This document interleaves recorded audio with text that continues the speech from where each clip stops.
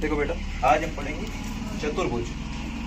जिस तरह से हमने त्रिभुज में देखा था कि त्रिभुज में 3 भुजाएं थी, उसी तरह चतुर्भुज में कितनी भुजाएं होंगी? 4 भुजाएं होंगी। चतुर का मतलब 4 और भुज का मतलब भुजाएं। भुज का मतलब भुजाएं। अच्छा, चतुर्भुज बनाने के लिए केवल 4 भुजाओं का होना ही काफी नहीं है। जैसे मैंने आपको बताया, त्रिभुज में बताया था कि एक लाइन ऐसे खींच दो, एक ऐसे खींच दो, एक ऐसे खींच दो, त्रिभुज बन गया। 3 भुजाएं तो है ना, 1 2 3। वैसे ही चतुर्भुज में एक लाइन और कर देता हूँ, चलो 4 हो गई भुजाएं। चतुर्भुज बनो? नहीं बनो।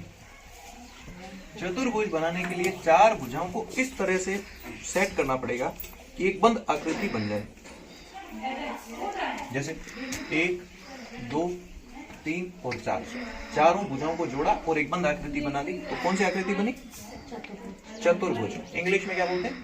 क्वाड्रिलेटरल। ठीक है ना। अब चतुर्भुज में देखते हैं क्या क्या होता है।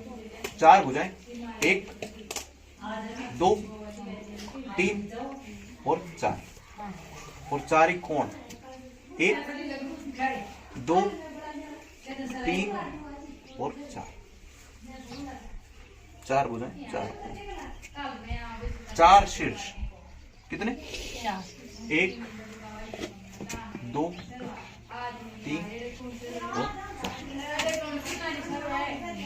4 भुजाएं, 4 कोण, 4 शीर्ष। ये बन गया हमारा चतुर्भुज। 4 भुजाएं हैं। इस चतुर्भुज का नाम कैसे लिखते हैं? चतुर्भुज का नाम लिखने के लिए चारों शीर्षों को एक इंग्लिश के, हिंदी के, आप किसी भी अक्षर से लिख सकते हो, लेकिन इंग्लिश ज्यादा कन्वीनियंट है। तो A B C और D। अब इस चतुर्भुज को हम बोलेंगे चतुर्भुज ABCD। क्या बोलेंगे?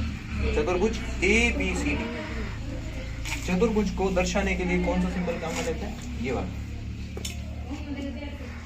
चतुर्भुज ABCD। बार बार ऐसे लिखने की आवश्यकता नहीं है। चतुर्भुज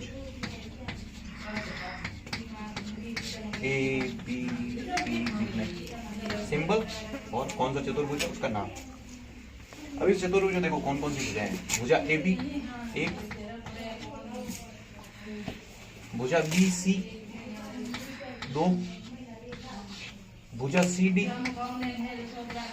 3 और भुजा AD 4 भुजाएं। कौन कौन से कोण है?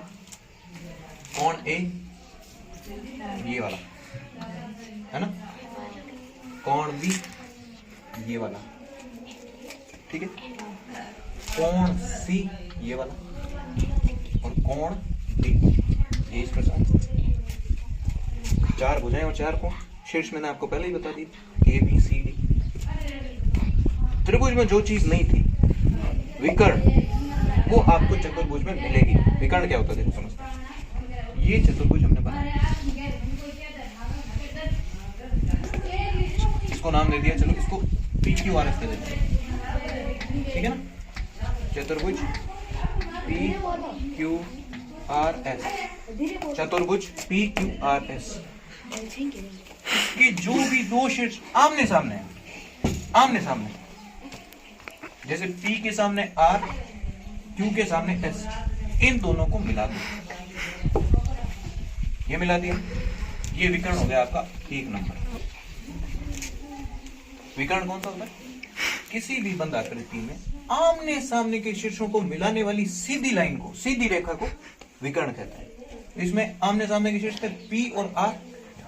इसके अलावा भी आपको कोई 2 शीर्ष दिखने जो आमने सामने, ये देखो, ये S और E, इनको मिला दो, ये 2 शीर्ष हो गए, सॉरी 2 विकर्ण हो गए।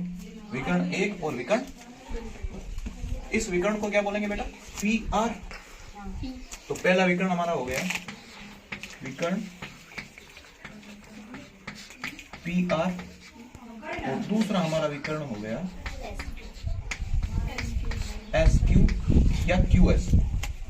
नाम आप चाहे इधर से शुरू कर दो चाहे इधर से कर दो, कोई फर्क नहीं पड़ता है, ठीक है।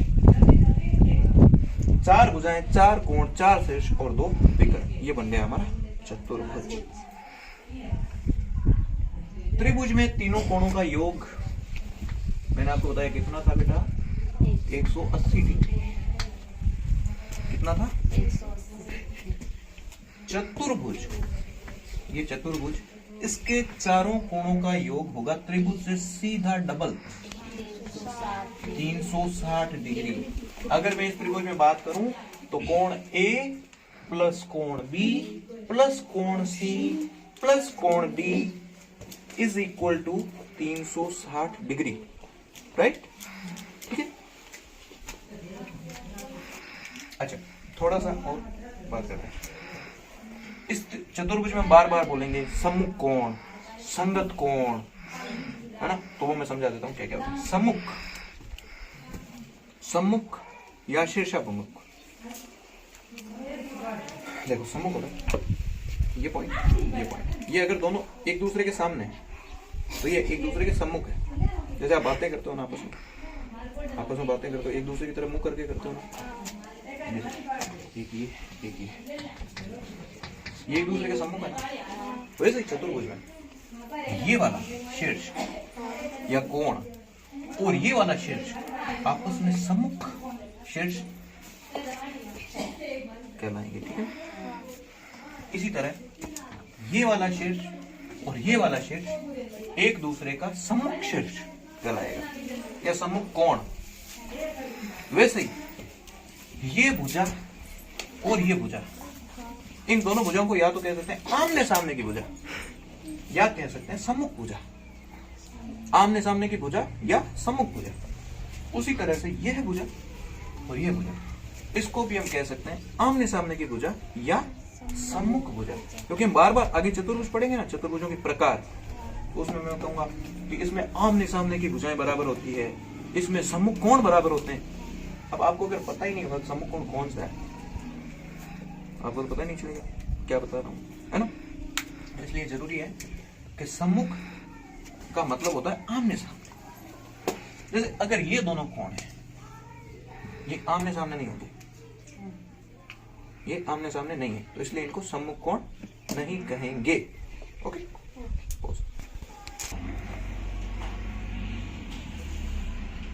देखो जैसे ये त्रिभुज है और एक ये त्रिभुज है, हमारे पास 2 त्रिभुज है। हमने जब त्रिभुज पढ़ा था तब भी मैंने आपको बताया था कि अगर मैं 2 त्रिभुजों को जोड़ दूं तो हमारे पास जो आकृति होगी वो कौन सी होगी? चतुर्भुज। जैसे मैं इस त्रिभुज को यहाँ से पकड़ के ऐसे घुमा के और यहाँ चिपका देता, तो ये यहाँ चिपका दिया, चिपका दिया ना, ये कौन सी आकृति बन गई? चतुर्भुज। तो कभी कभी ऑब्जेक्टिव टाइप क्वेश्चन में आपसे पूछ लें कि यदि 2 त्रिभुजों को आपस में जोड़ दिया जाए, यदि 2 त्रिभुजों को आपस में जोड़ दिया जाए तो कौन सी नई आकृति बनने की संभावना रहेगी? तो आपका उत्तर होगा चतुर्भुज। वो भी इस तरह से जोड़ने पर, जैसे मान लो अगर ऐसे जोड़ देता हूं, ये चतुर्भुज नहीं, ये चतुर्भुज नहीं, इस तरह से जोड़ने पर ही चतुर्भुज बनेगा, ठीक है। अब हम आगे पढ़ते हैं चतुर्भुजों के प्रकार। क्या पढ़ेंगे? वैसे तो चतुर्भुज बहुत तरीके के होते हैं, लेकिन हम मुख्य रूप से 3-4 तरीके के पढ़ेंगे। वर्ग, दूसरा हम पढ़ेंगे आयत, है ना, आयत। तीसरा हम पढ़ेंगे समांतर चतुर्भुज, समांतर चतुर्भुज। एक हम पढ़ेंगे समलंब चतुर्भुज।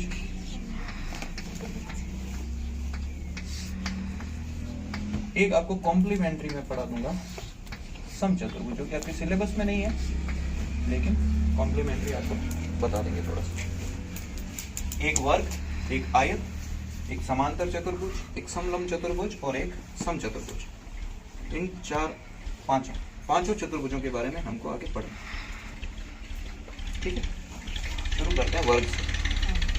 पहला हमारा होगा वर्ग।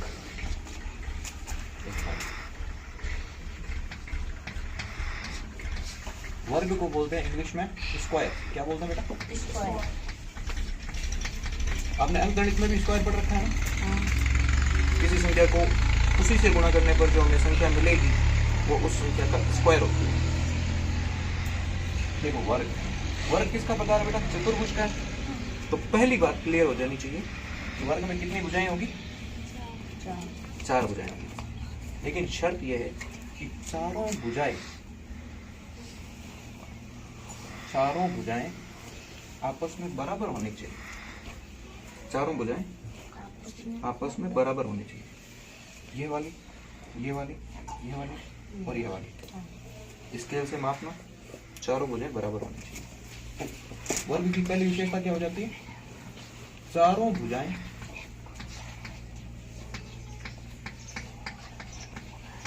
आपस में बराबर है ना? चारों भुजाएं आपस में बराबर।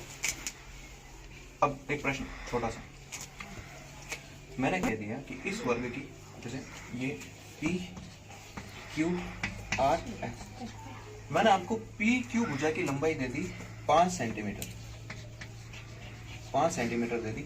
मैंने कहा एक वर्ग है, उसकी भुजा P Q 5 सेंटीमीटर है, तो आप बताइए भुजा R S की लंबाई कितनी होगी? 5। सिंपल, 5 ही होगी। आपको वर्ग देख के ये समझ जाना चाहिए था कि इसकी चाहे कोई भी भुजा में दे दें, उसका माप वही होगा जो भुजा PQ का है। दूसरी बात, कोण। भुजा के बाद चारों भुजाएं बराबर है तो चारों कोण भी बराबर होंगे। ठीक है, जैसे समबाहु त्रिभुज में हमने पढ़ा था, तीनों भुजाएं बराबर थी, तीनों कोण भी बराबर थे। चारों कोणों का योग कितना होता है? कितना होता है बेटा? 360। कुल कोण कितने होते हैं? 4। अब चारों में बराबर बराबर बांटना है, 4 का भाग दे दिया, तो 360 में 4 का भाग देंगे तो कितना आ जाएगा? 90 डिग्री। तो वर्ग का प्रत्येक कोण 90 डिग्री होता है। कितना होता है? 90 डिग्री। चारों भुजाएं बराबर, प्रत्येक कोण 90 डिग्री। ये 2 ही विशेषताएं हैं जो वर्ग की मुख्य विशेषताएं हैं। इसके अलावा भी और, लेकिन ये तो आपको पता होना ही चाहिए। चारों भुजाएं बराबर, प्रत्येक कोण 90 डिग्री, या प्रत्येक कोण समकोण। समकोण को चाहे 90 डिग्री को, एक ही बात है। एक ही बात है। छोटा सा प्रश्न पूछ लेते हैं, ठीक है? त्रिभुज पढ़ा आपने? पक्की बात।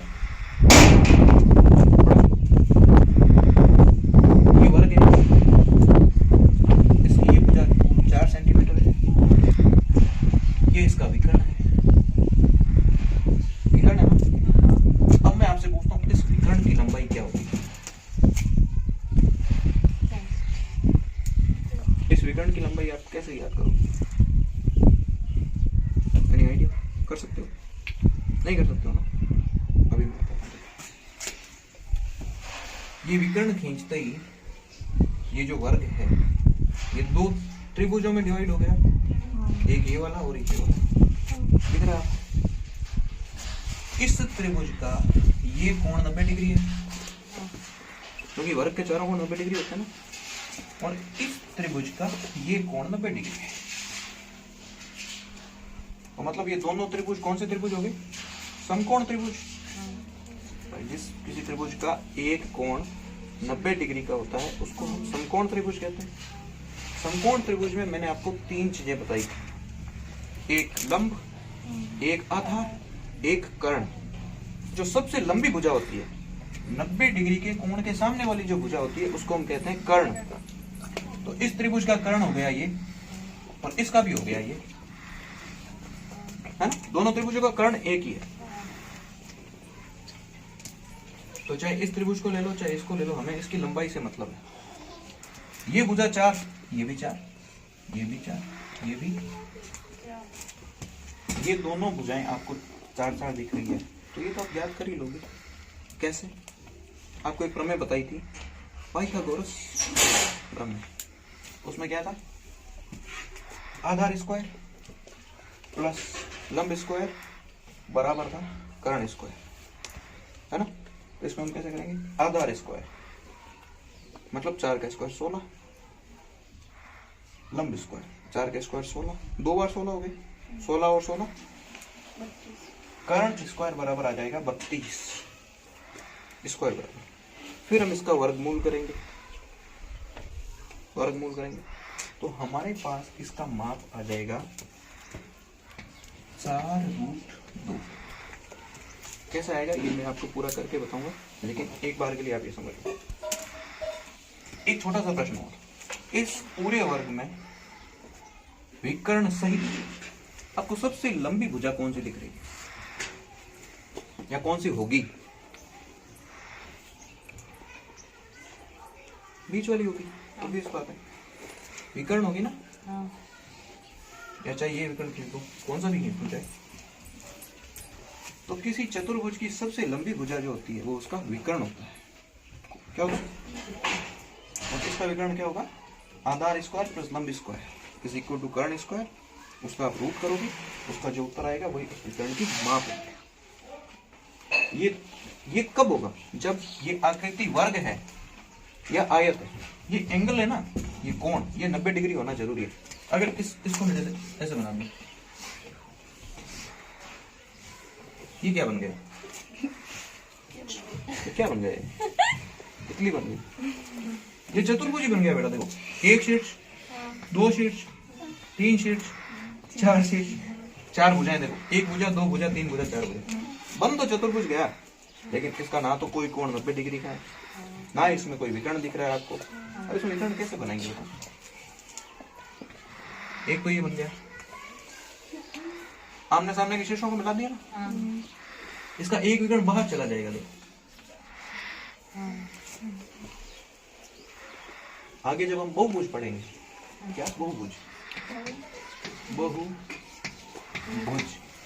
इंग्लिश में कहते हैं पॉलीगॉन। क्या कहते हैं? पॉलीगॉन। इसमें हम देखेंगे कि 2 तरीके के बहुभुज होते हैं, एक उत्तल एक अवतल।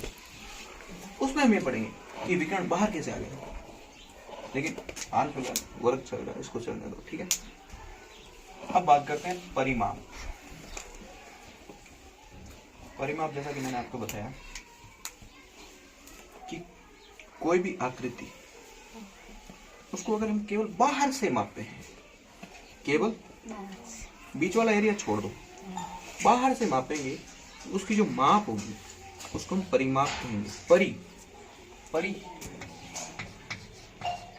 ये परी, एक तो ये परी है और एक ये परी है। हमें इससे मतलब है, इससे नहीं। ये परी है उड़ने वाली, मैं परी है ना, ये वाली। और ये है परी मतलब चारों, जैसे ये बोर्ड है, इसका परी होगा ये ऊपर वाला, ये साइड वाला, ये नीचे वाला, वो साइड वाला। इस चारों को अगर हम जोड़ देंगे तो इसका परिमाप आ जाएगा। तो वैसे वर्ग का परिमाप क्या होगा? देखो, ये वाली भुजा प्लस ये वाली भुजा प्लस ये वाली भुजा प्लस ये वाली भुजा। इसको थोड़ा देखो क्लैरिफाई करने के लिए मैं आपको पूरा वापस बना के समझाता हूँ ना।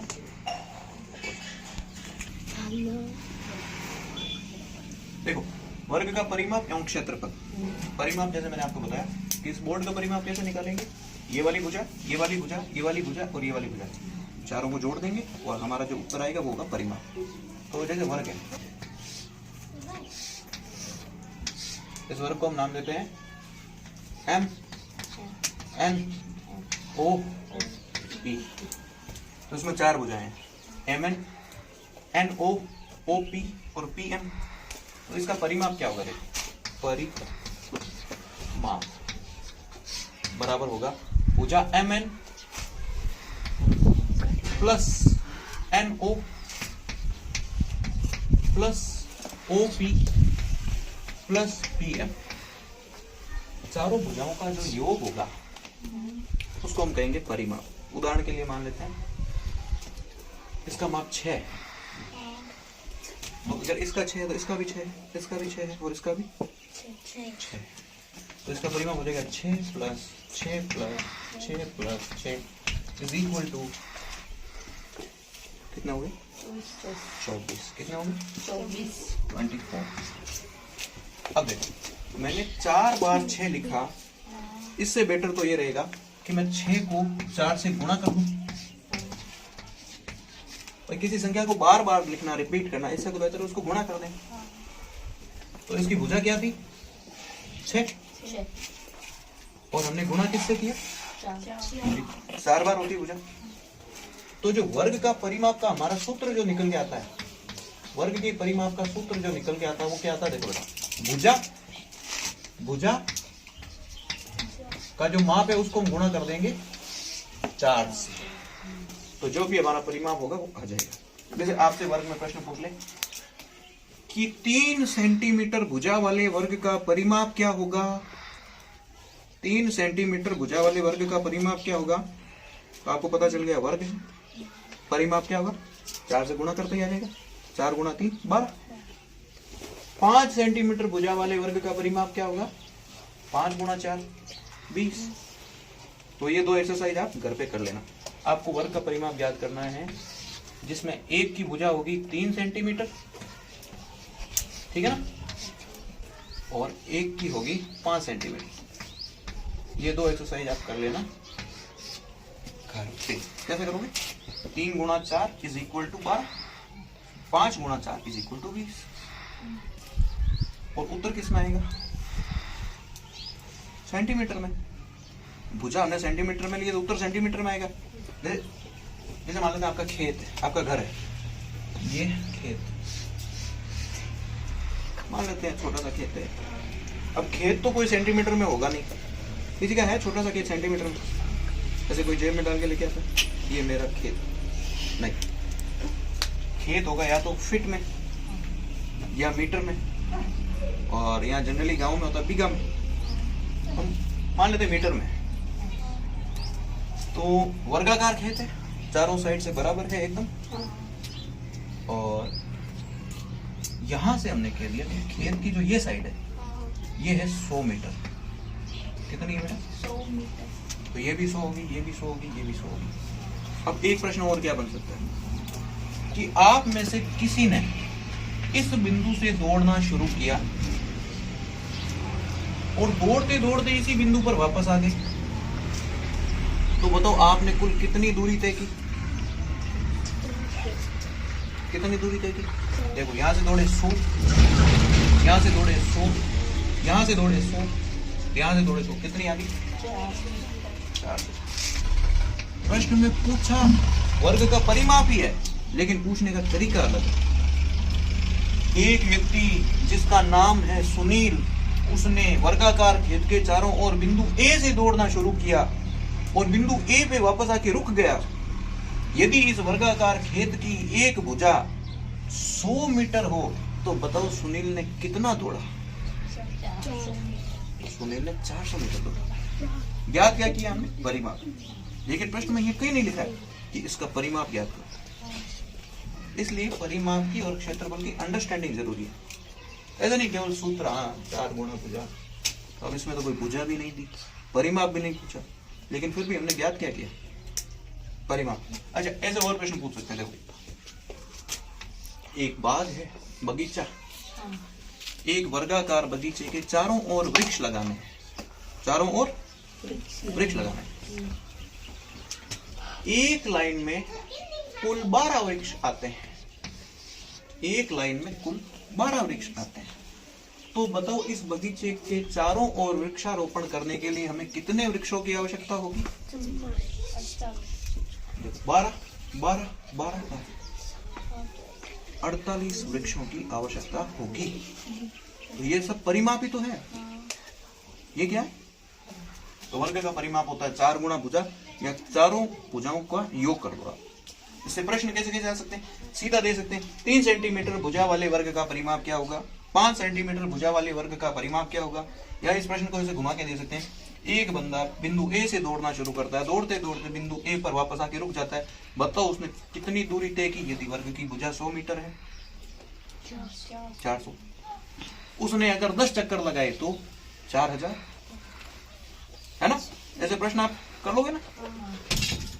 बगीचे का प्रश्न दे दिया, खेत का दे दिया, स्कूल का दे दिया। जैसे स्कूल के बाउंड्री के चारों ओर हमें वृक्षारोपण करना है, स्कूल वर्गाकार है, एक और लगे वृक्षों की संख्या दे दी 50, तो बताओ बेटा कितने वृक्ष हमें चाहिए? 200। वेरी सिंपल, है ना? ऐसे प्रश्न हम गलत तो नहीं हुए? ओके, देखो हमने परिमाप पढ़ा, अब हम बात कर लेते हैं क्षेत्रफल की।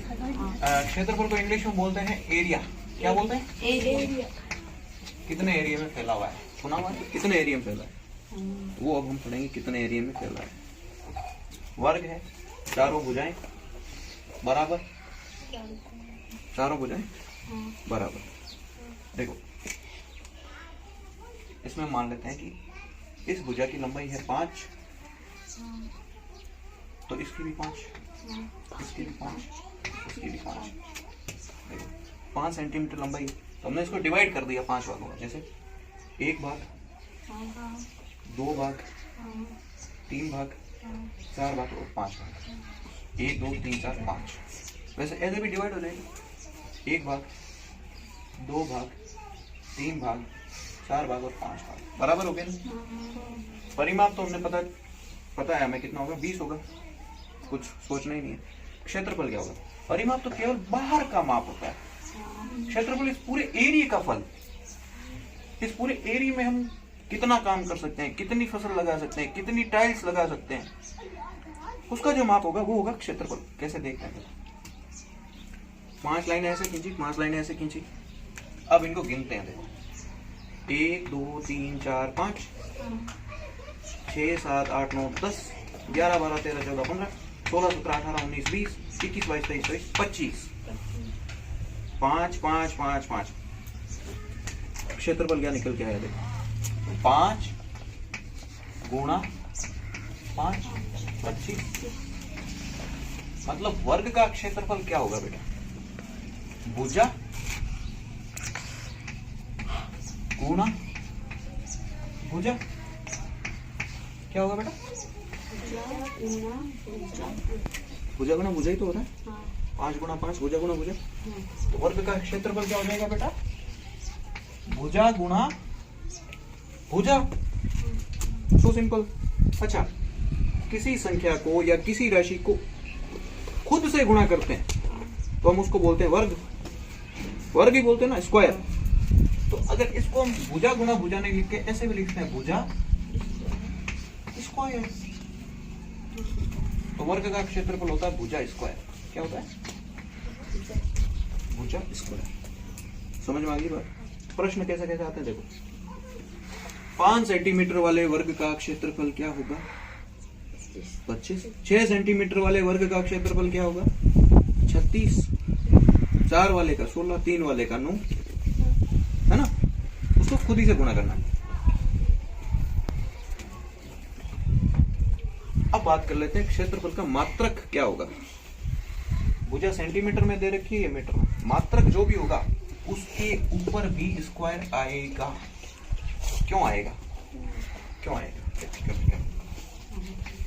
5 सेंटीमीटर भुजा थी, हमने भुजा को 2 बार गुणा किया, तो फिर भी 5 सेंटीमीटर होगी दूसरी बार भी।